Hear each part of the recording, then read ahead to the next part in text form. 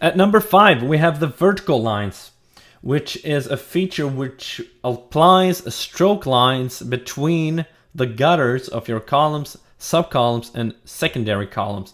So I'm just going to set up my margins real quick here and then apply. I can either select columns here or I can go into the custom setup. So I'm just going to show you this because I want to show you that you can break the grid however you want with these columns. So let's enter 3 columns, 3mm as gutter. Now I'm going to show you a warning dialog that many of you are going to see when you use this plugin, and I just want to show you so that you're not confused when you get it. So if you hold down the Alt button, it says vertical lines here. Now here's the warning dialog.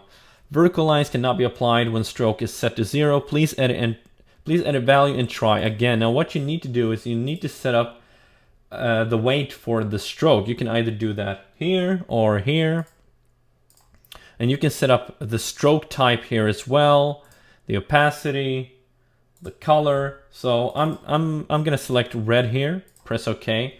And now it's gonna work. So if I hold down Alt, press vertical lines, you can see that the vertical lines have been applied. Now these vertical lines are contained in a layer here, so you can turn it off and on as you want. Now what's really cool about this is that if I edit my top and bottom margin, is that these vertical lines are going to align to those margins. So check this out.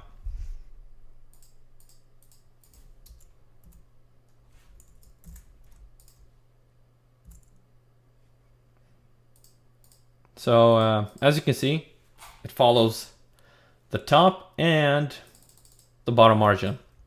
Now I can continue here, of course. I can set up my subcolumns. Do the same thing. Let's select another ugly color here.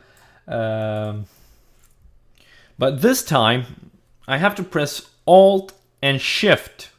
As you can see here, vertical lines for the main columns, and then you have vertical sublines for the subcolumns.